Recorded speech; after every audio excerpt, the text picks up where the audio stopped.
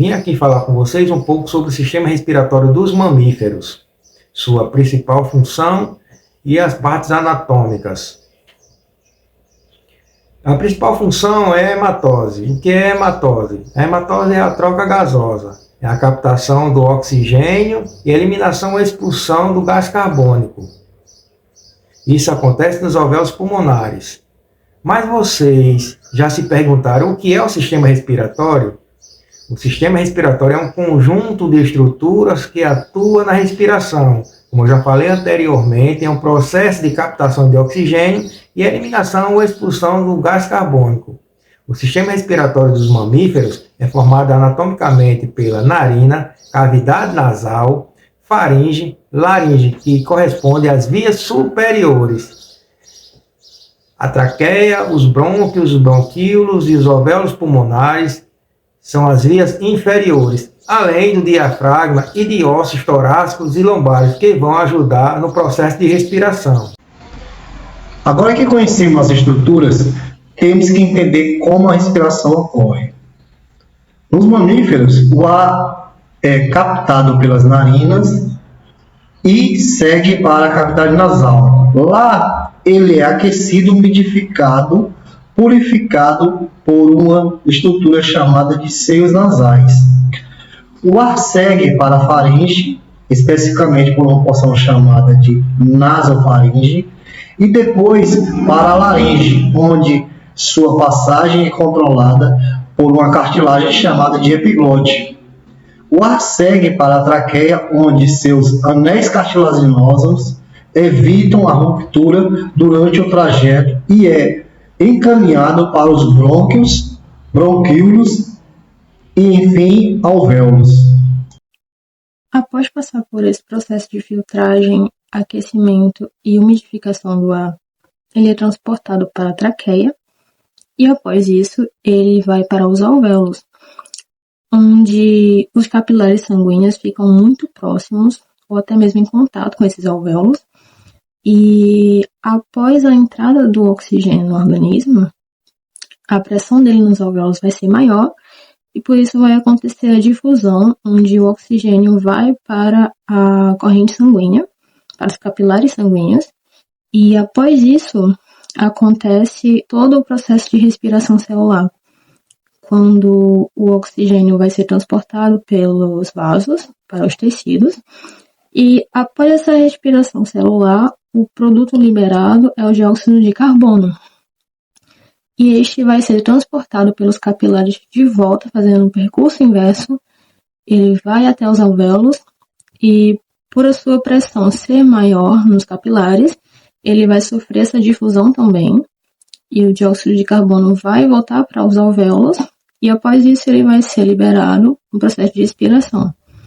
Tanto o processo de inspiração quanto de expiração, eles precisam de auxílio do diafragma para expandir ou voltar ao seu tamanho normal, a caixa torácica, e auxiliar para empurrar esse ar ou puxar esse ar para dentro, com também o auxílio de alguns outros músculos, como o músculo escaleno, oblíquo, transverso, todos auxiliando nesse processo de inspiração e de expiração. Como foi possível observar, as aves possuem particularidades únicas em comparação a outras espécies ou até mesmo dentro da própria comunidade.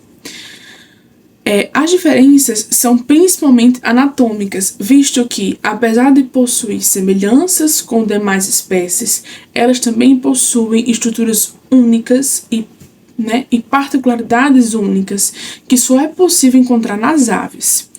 Em comparação aos mamíferos, as aves possuem, têm a presença da faringe, laringe, cavidade nasal, narinas e traqueia.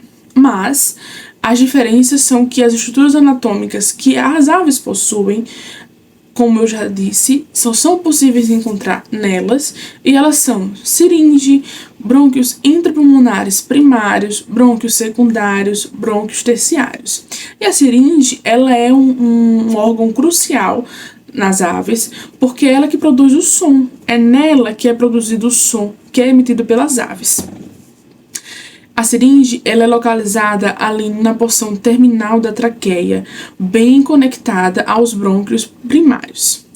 E as aves que possuem o som, que emitem o som que é produzido na seringe, são nomeadas de aves canoras.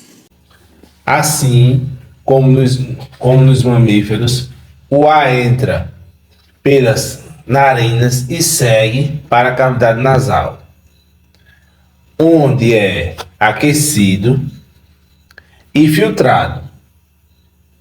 Então, segue pela faringe, laringe, traqueia, até chegar nos brônquios primários.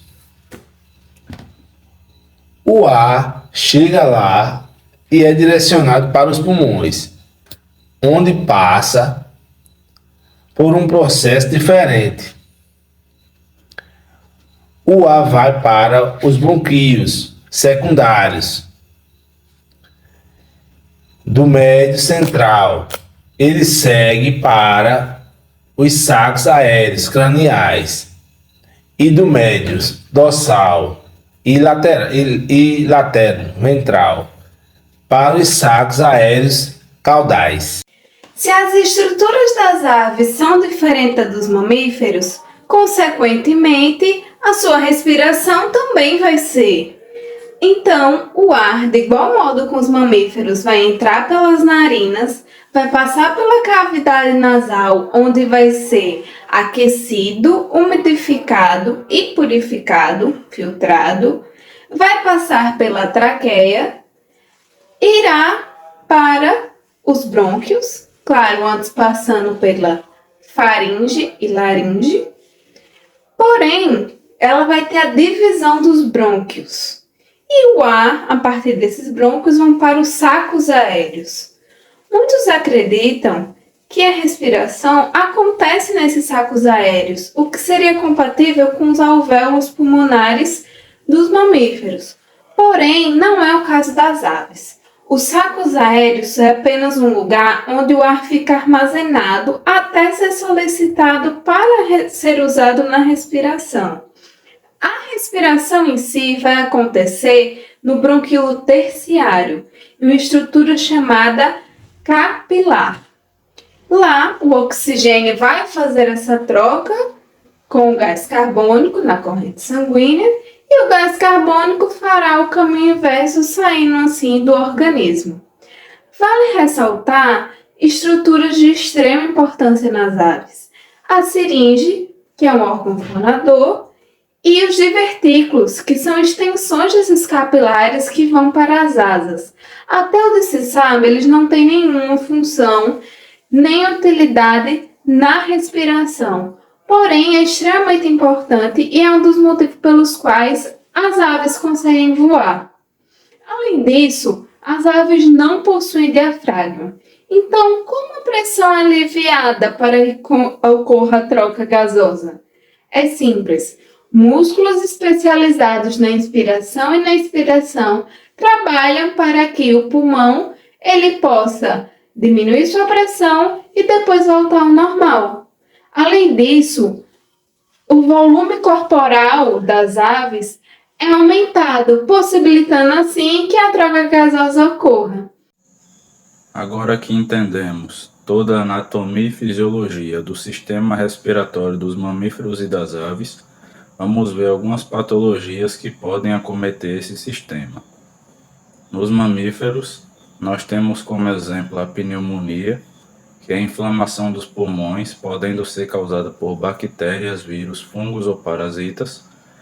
Pode ser classificada de acordo com a distribuição das lesões, como focal, lobular ou lobar.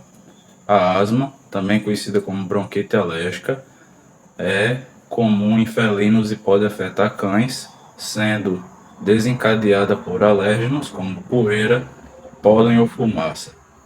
Nas aves, nós temos como exemplo a influenza aviária, que é uma doença altamente contagiosa que pode afetar o sistema respiratório, é causada por vírus e pode acometer o ser humano.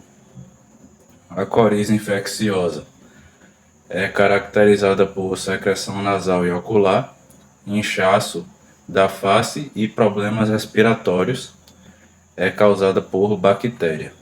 E assim nós encerramos o trabalho de fisiologia do sistema respiratório.